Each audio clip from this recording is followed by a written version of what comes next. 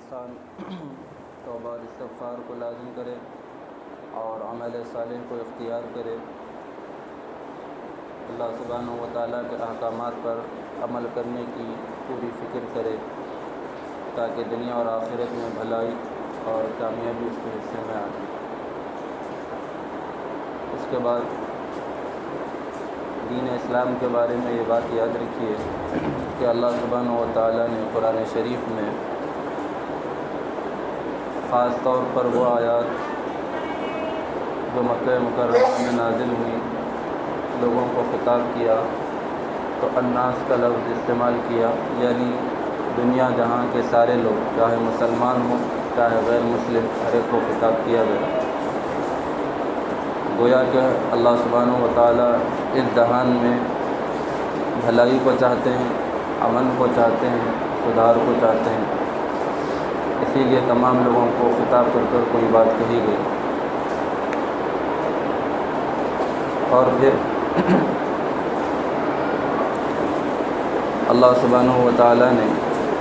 مدینہ منورہ ہجرت کے بعد جو آیات نازل فرمائی ہیں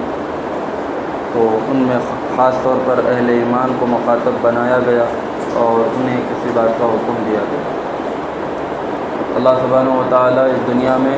بھلائی کو چاہتے ہیں اور آخرت میں انسانوں کی بھلائی چاہتے ہیں، اسی کے لیے قرآن شریف نازل ہوا اور اسی کے لیے انبیاء علیہم الصلاۃ والسلام اس دنیا میں تشریف لائے۔ پھر اس کے بعد ہم اپنے طور پر بطور انسان ہونے کے، ابھی اس سے قطع نظر کہ ہم کسی مذہب سے تعلق رکھتے ہوں، صرف یہ سوچیں کہ ہم انسان ہیں، اور انسان ہونے کے ناطے ہم یہ سوچتے ہیں کہ جہاں پر ہم زندگی بسر کریں، جس معاشرے میں، جس سوسائٹی میں، جس محلے میں، جن لوگوں میں ہمارا اٹھنا بیٹھنا ہو اور جس خاندان سے ہم تعلق رکھتے ہوں، وہاں پر ہم کو سکون میسر آئے، عافیت میسر آئے، ہمارے حقوق کی رعایت کی جائے۔ اگر ہم اس انسانی معاشرے کا حصہ ہیں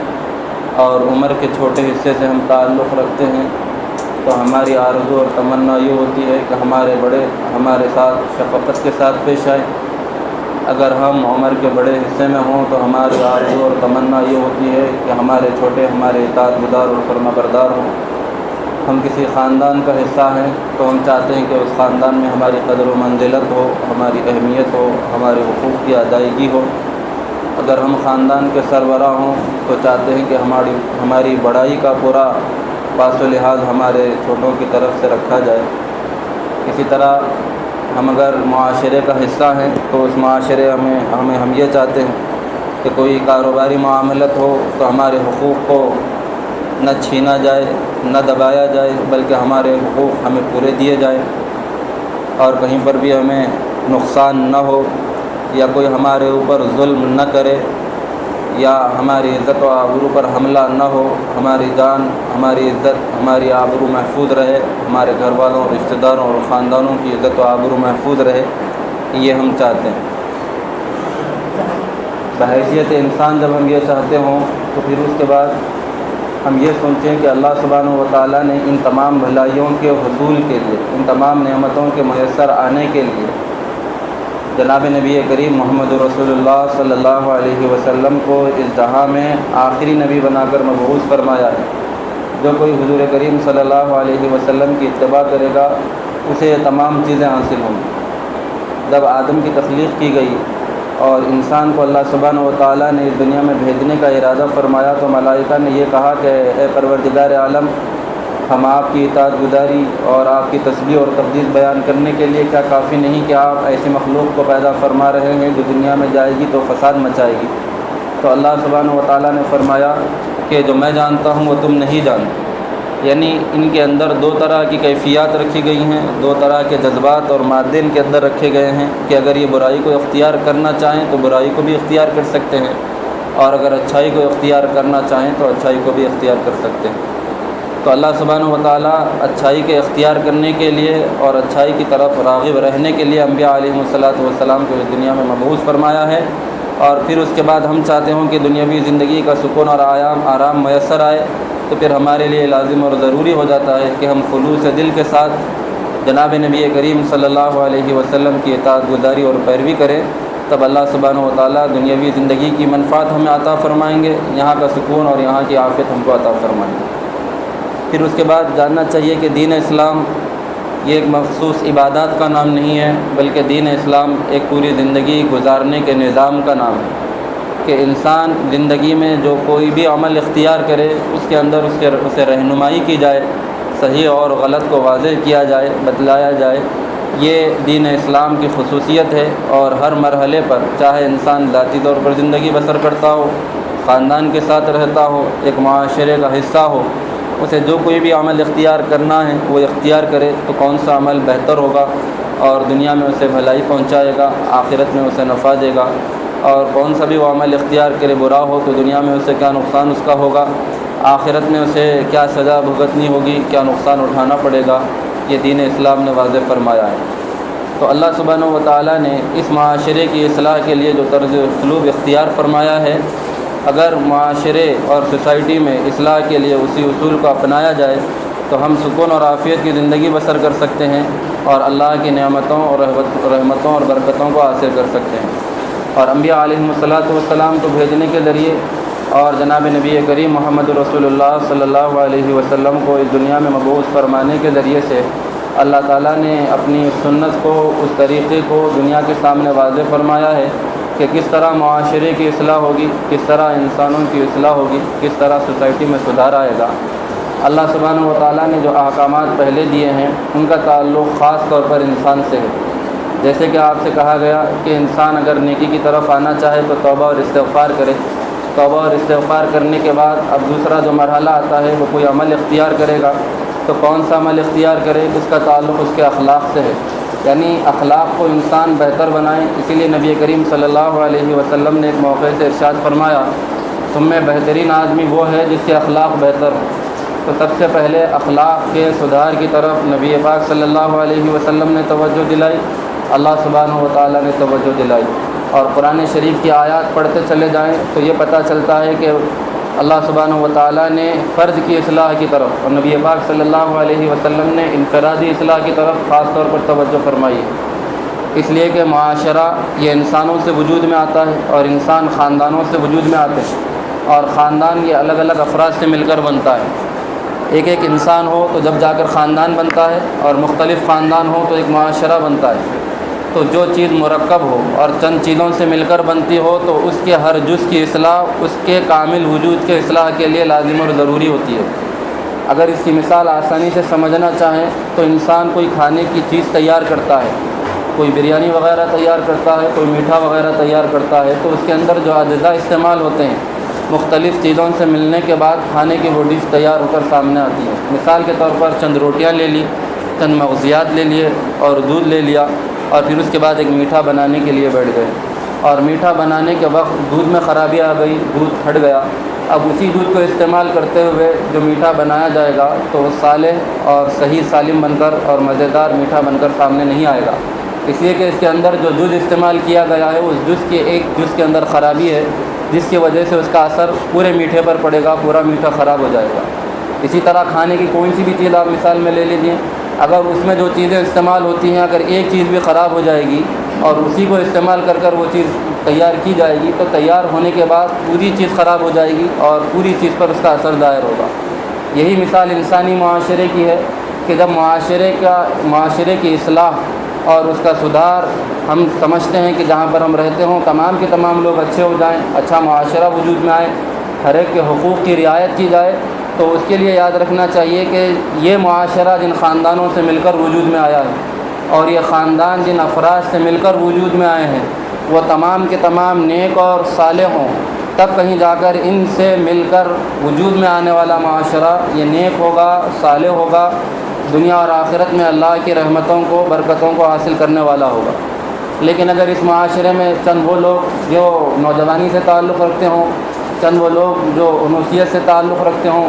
چند وہ لوگ جو ذکوریت سے تعلق رکھتے ہوں، چند وہ لوگ جو عمر کے بڑے حصے سے تعلق رکھتے ہوں،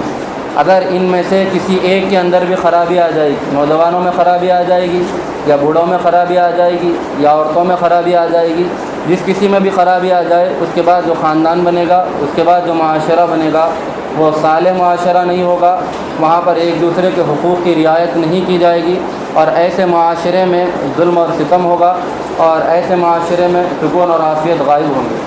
اس وجہ سے جب ہم معاشرہ سکون والا چاہتے ہوں، امن والا چاہتے ہوں، عافیت والا چاہتے ہوں، تو اس کے لیے خاندان ہمیں پہلے دیکھنا ہوگا کہ خاندان میں سکون ہو، عافیت ہو، اور ایک دوسرے کے حقوق کی رعایت کرنے والے لوگ ہوں۔ اور پھر اس کے بعد خاندان ہم ایسا چاہتے ہوں تو اس کے لیے دیکھنا ہوگا کہ یہ خاندان جن افراد سے مل کر بنتا ہے، ان افراد کے اندر نیکی ہو، اور ان کے اندر بھلائی ہو، اور خیر خواہی ہو، اور اچھے صفات سے آراستہ لوگ ہوں، تب کہیں جا کر یہ بہتر معاشرہ، بہتر خاندان بنے گا۔ یہی طرز اسلوب نبی پاک صلی اللہ علیہ وسلم نے اختیار فرمایا ہے، اور یہی طریقہ قرآن شریف میں اللہ سبحانہ و تعالیٰ نے اختیار فرمایا ہے۔ جب وحی کے نزول کی ابتدا ہوئی، جناب نبی کریم صلی اللہ علیہ وسلم کو حکم ہوا اور آپ نے دین اسلام کی اشاعت کا کام کیا، تو سب سے پہلے آپ نے اپنے گھر والوں کو، اپنے خاندان والوں کو جمع فرما کر ان کے درمیان میں دعوت کا کام کیا، اور اللہ سبحانہ و تعالیٰ نے اس کو قرآن شریف میں بیان کیا، وَأَنذِرْ عَشِيرَتَكَ الْأَقْرَبِينَ، کہ اے نبی صلی اللہ علیہ وسلم اپنے خاندان میں سے قریبی لوگوں کو پہلے اللہ کا ڈر سنائیے، انہیں آخرت کی بات بتائیے۔ اور پھر اس کے بعد ملنے جلنے والے لوگوں میں نبی پاک صلی اللہ علیہ وسلم نے دعوت کا کام کیا۔ اس کے بعد عمومی طور پر دین اسلام کی دعوت سارے مکے کے سامنے کوہ صفا پر ٹھہر کر نبی پاک صلی اللہ علیہ وسلم نے پیش کی۔ اس کے بعد ساری دنیا میں نبی پاک صلی اللہ علیہ وسلم نے مدینہ منورہ ہجرت کے بعد اس کلام کو اور اس بات کو عام فرمایا جو اللہ کا پیغام ہے۔ تو اس کے بعد جو معاشرہ وجود میں آیا وہ صحابہ کرام رضوان اللہ علیہم اجمعین کا معاشرہ ہے، جن کے بارے میں روایات میں آتا ہے کہ مکی زندگی میں نبی پاک صلی اللہ علیہ وسلم بعض مرتبہ ایک صحابی کے گھر پر 70 مرتبہ تشریف لے گئے ہیں کہ دین اسلام کو قبول کرو اور اللہ سبحانہ و تعالیٰ کی اطاعت گزاری کو اپنے لیے لازم کر لو۔ تو جب انفرادی طور پر ایک ایک فرد پر نبی پاک صلی اللہ علیہ وسلم نے محنت کی تو ایک صالح معاشرہ وجود میں آیا۔ اب بگاڑ اس کے اندر پیدا ہوا ہے ہماری عملی کوتاہی کی وجہ سے، ہماری فکری کوتاہی کی وجہ سے، ہماری عملی خرابی کی وجہ سے، اور ہم چاہتے ہیں کہ اس کے اندر دوبارہ اصلاح ہو اور ایک بہتر زندگی ہمیں میسر آئے جہاں پر ہمارے حقوق کی رعایت ہو اور آخرت میں بھی زندگی گزارنے کا بہتر نفع ہم کو ملے، اجر و ثواب اللہ سبحانہ و تعالیٰ کی طرف سے ملے، اور جو ہمارا ٹھکانہ ہو تو وہ بہترین جگہ یعنی جنت ملے۔ تو ہمیں چاہیے کہ ہم اصلاح اسی طور پر اختیار کریں جس طرح کہ نبی پاک صلی اللہ علیہ وسلم نے انسانی معاشرے کی اصلاح فرمائی، یعنی یہ کہ انفرادی طور پر ایک ایک شخص اپنی اصلاح کی فکر کرے۔ ہم چاہتے تو یہ ہیں کہ سب کا سب معاشرہ اچھا ہو جائے، ہمارا خاندان اچھا ہو جائے، ہمارے حقوق کی رعایت کی جائے، سب ہماری بات سننے والے ہوں، اگر ہم بڑے ہوں تو ہم چھوٹے ہوں تو بڑے ہمارے اوپر شفقت کریں۔ تو ہر کوئی اصلاح میں یہ چاہتا ہے کہ دوسرے اچھے ہو جائیں اور میرے حقوق کی رعایت کرے۔ تو ایسا اگر سوچ اختیار کی جائے اور اس طرح کا طرز عمل ہو تو اس معاشرے میں کبھی بھی اصلاح کا عمل نہیں ہو سکتا اور خیر کبھی بھی اس معاشرے میں وجود میں نہیں آ سکتا۔ اگر خیر کو وجود میں لانا ہے اور بھلائی کو وجود میں لانا ہے تو سب سے پہلی نظر جو اٹھنی چاہیے وہ اپنی ذات پر اٹھنی چاہیے کہ میں اپنی اصلاح کیا کر سکتا ہوں۔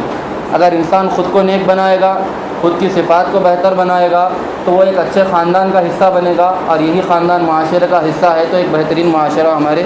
سامنے، ہماری نگاہوں کے سامنے وجود میں آئے گا۔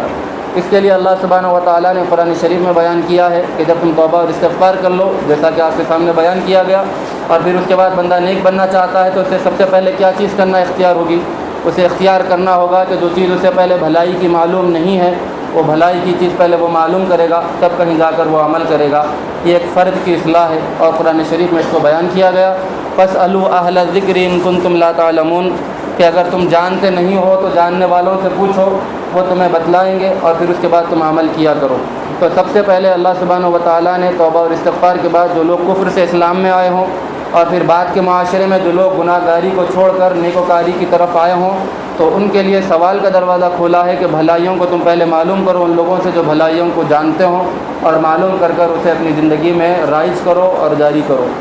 پھر اس کے بعد دوسری طرف جب سیکھنے کے لیے لوگ تیار ہوں، پوچھنے کے لیے لوگ تیار ہوں تو سکھانے والوں کو کہا گیا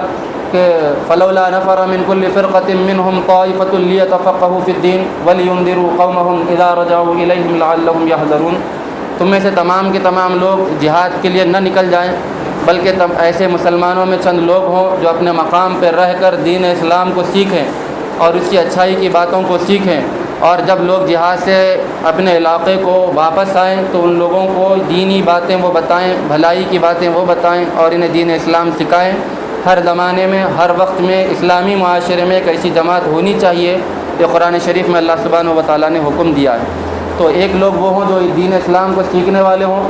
دوسرے وہ لوگ ہوں جو دین اسلام کو سکھانے والے ہوں، تب کہیں جا کر سیکھنے کا عمل بھی جاری ہوا، سکھانے کا عمل بھی جاری ہوا، لوگ سیکھنے کے لیے بھی آمادہ ہیں اور سکھانے والے بھی تیار ہیں۔ تو پھر اس کے بعد اللہ سبحانہ و تعالیٰ نے مختلف صفات کو بیان کیا ہے، مختلف اعمال کو بیان کیا ہے جن کا تعلق ایک فرد کے ساتھ ہے۔ جیسے کہ جب سیکھنے کا اور سوال کا دروازہ کھولا گیا اور دوسری جانب سکھانے والوں کو ترغیب دی گئی کہ ہمیشہ تیار رہو سکھانے کے لیے ان لوگوں کو جو تمہارے پاس سوال لے کر آئیں دین اسلام کے بارے میں اور اعمال اور صفات کے بارے میں، کیا چیز اختیار کرنی چاہیے اور کن چیز کو چھوڑا جانا چاہیے۔ تو پھر اس کے بعد اللہ سبحانہ و تعالیٰ نے مختلف صفات کو قرآن شریف میں بیان کیا ہے، جیسے کہ حکم ہوا کہ تم اپنی نظروں کو نیچی رکھو۔ یہ حکم ایک اسلامی معاشرے کے لیے ہے اور بہتر معاشرے کے وجود میں آنے کے لیے ہے کہ جہاں کی عورتوں کی اور مردوں کی عزت پامال نہ کی جائے، ہر ایک کی عزت سلامت رہے، اور اس کے لیے جو حکم ملا ہے وہ ہر ایک کے لیے الگ الگ ہے، اس لیے کہ معاشرے کی ایک نظر نہیں ہوتی بلکہ ہر فرد کی ایک آنکھ ہوتی ہے اور ہر فرد کی نظر ہوتی ہے۔ تو ایک فرد کو حکم دیا گیا کہ اپنی نظروں کی حفاظت کرے، اس کے بعد پاکیزگی کے اختیار کرنے کا حکم دیا گیا، اس کے بعد حسد سے بچنے کا حکم دیا گیا، اس کے بعد مختلف صفات اللہ سبحانہ و تعالیٰ نے قرآن شریف میں بیان کی کہ جن کا تعلق ایک انسان سے ہے کہ انسان اس چیز کو اپنائے اپنی زندگی میں، خود بخود پورا معاشرہ سدھار کی طرف آئے گا۔ تو یہ ہماری زندگیوں کے، ہمارے معاشرے کے سدھار کا طریقہ ہے جو انبیاء علیہ الصلاۃ والسلام نے اختیار کیا اور جس کو قرآن شریف میں اللہ سبحانہ و تعالیٰ نے بیان فرمایا ہے، اور یہ طرز اسلوب نبی پاک صلی اللہ علیہ وسلم نے اختیار فرمایا ہے۔ اس کے بعد ہم توبہ اور استغفار کر کر نیک عمل کی طرف بڑھنا چاہتے ہوں تو ہمارے لیے جو ذمہ داری بنتی ہے وہ سوال کی ذمہ داری بنتی ہے۔ اگر سوال نہ بھی کیا جائے اور اللہ سبحانہ و تعالیٰ کی طرف سے کوئی ایسا موقع ہمارے لیے میسر آ جائے جہاں پر دین اسلام کی بات واضح کی جاتی ہو اور اچھے اعمال کی رہبری کی جاتی ہو اور حق کو حق بیان کیا جاتا ہو اور ان صفات کو بیان کیا جاتا ہو جن کے اپنانے کا حکم اللہ نے دیا ہے، نبی پاک صلی اللہ علیہ وسلم نے دیا ہے، تو ایسے حلقوں میں، ایسی مجلسوں میں اور ایسے مواقع پر بیٹھنے کا اپنے آپ کو پابند بنائیں تاکہ وہ حق بات آپ کے سامنے آ سکے، تاکہ وہ حق صفات اور اعمال آپ کے سامنے آ سکیں، تاکہ وہ ایک ایک عمل آپ انفرادی طور پر اپنی زندگی میں رائج کر سکیں جس کی وجہ سے آپ کی زندگی عافیت والی بن سکے، سکون اور امن والی بن سکے، جس کی برکت سے آپ کا گھرانہ سکون اور برکت والا بن سکے اور جس کی وجہ سے آپ کا خاندان سکون اور امن اور عافیت والا بن سکے، اور پھر اس کے بعد اس خاندان کے ذریعے سے پورا معاشرے میں وہ بہترین صفات عام ہوں اور ایک دوسرے کے حقوق کی رعایت کی جا سکے۔ تو قرآن شریف میں چند آیات وہ ہیں جن میں انفرادی صفات کو بیان کیا گیا ہے کہ ایک ایک انسان کس چیز کو اختیار کرے، پھر اس کے بعد ان صفات کو بیان کیا گیا ہے کہ خاندانی اعتبار سے ایک دوسرے کے کیا حقوق ہوتے ہیں، پھر اس کے بعد ان صفات کو بیان کیا گیا کہ اجتماعی طور پر ایک معاشرے میں ایک دوسرے کے کیا حقوق ہوتے ہیں، کیا صفات کو اختیار کیا جانا چاہیے، پھر اس کے بعد ایک دین اور اسلام ہونے کے اعتبار سے دیگر مذاہب کے لوگوں کے ساتھ آپ کا میل جول ہوگا تو ان لوگوں کے ساتھ آپ کو کیا صفات کو اختیار کرنا چاہیے، کن اعمال کو اختیار کرنا چاہیے۔ تو اللہ سبحانہ و تعالیٰ کی بخشی ہوئی توفیق سے ان اعمال کو انشاءاللہ آپ کے سامنے رکھا جائے گا کہ کون کون سے اعمال ہیں جن کی ترغیب اللہ سبحانہ و تعالیٰ نے دی ہے، جن کی ترغیب نبی پاک صلی اللہ علیہ وسلم نے دی ہے اور جن کو اپنانا ہمارے لیے لازم اور ضروری ہے اگر ہم یہ چاہتے ہوں کہ ہماری زندگی بھلائی، امن، عافیت اور برکتوں والی ہو اور آخرت ہماری سکون اور عافیت والی اور جنت ہمارا ٹھکانہ ہو۔ تو ان صفات کے سننے کے لیے ہم اپنے آپ کو لازم اور ضروری کریں کہ جہاں کہیں پر بھی، یہیں پر بھی نہیں، جہاں کہیں پر بھی یہ بات آپ کو معلوم ہوتی ہو وہاں پر جڑنے کا اپنے آپ کو پابند بنائیں تاکہ دنیا اور آخرت کی بھلائی ہمارے حصے میں آئے۔ اللہ سبحانہ و تعالیٰ سے دعا ہے ہم تمام کو علم صحیح اور عمل صالح کی توفیق عنایت فرمائے۔ آمین وآخر دعوانا ان الحمد للہ رب العالمین۔